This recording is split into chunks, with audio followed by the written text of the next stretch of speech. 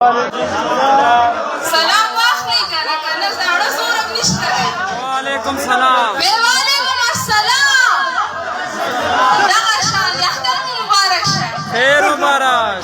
او هغه کم یو اختر غټه د غوښو اختر استعمالو ملګرو که ستاسو خیال وي کله چې د تیر شوي اختر ورځ وه نو علیشه ورسره د هغې مور دې نه علاوه د پاکستان کم نور فنکاران چې دي هغه تلي و د سعودي عرب شول او هلته چې کومه فحاشي خوروله بیا د هغه ځای کم خلک چې هغه شوګانو له راتله په هغې هر څه باندې تاسو چې کوم دی مختلف قسمه ویډیو د خلکو کوم ریاکشن چې دی هغه کتلی دی.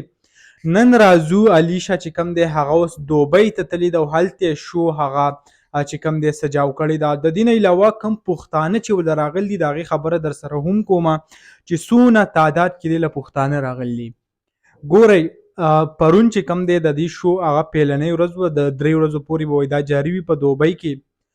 دونه ډېر پښتانه وله راغلي او تاسو په دې ویډیو کې څه کتلي به هم وي چې مختلف کم پیسې وله ورکوي، څوک وله 10 ریال 50 ریال او داسې مختلف قسمه پیسې وله ورکوي. یعنې یو پښتون چې دلته بچې هغه د لوږې نه مري، دلته خیراتونه غونډوي، کباړ راټولوي او هغه ځي او هلته په ډمانو باندې کمې پیسې چې دي هغه شیندي او علیشه دلته هغه پیسې ورکوي صرف د دې دپاره چې یو مینډ چې کوم دی ځان خوشحاله کړي. او د شاهد انور خبره بیا ځان له ټیک ټاک ویډیو هم وکړي، دا مشاهدې هم ډېرې ښې دي چې تاسو بیا ځان په ټیک ټاک کې هم وښایئ.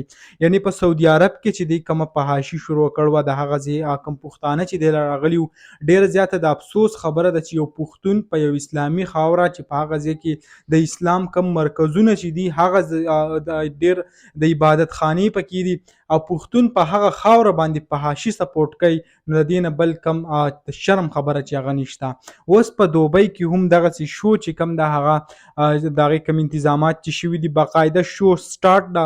پښتانه چې کم دی هغه په ګڼ شمېر کې راغلي دي او دا شو چې کم دی هغه یو قسمه انجای کوي او د هغې سره کم د پښتونخوا کم فنکاران چې دي هغه ورته تللي دي او څه پیسې چې ګټل دي په دې 2-3 کالو کې هغه به اوس په دغه شوګانو لاړ شي نو بیا به لپنګان کور ته روان وي.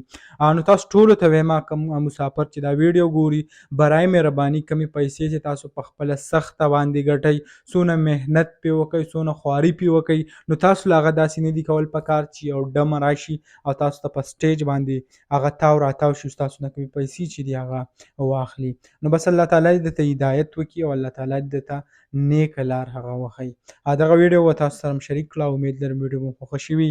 که ویډیو مو خوښه شوي ویډیو لایک کړئ او که زموږ په چینل نه وي چینل سبسکرایب کړئ د داسې نورو ویډیوګانو لپاره.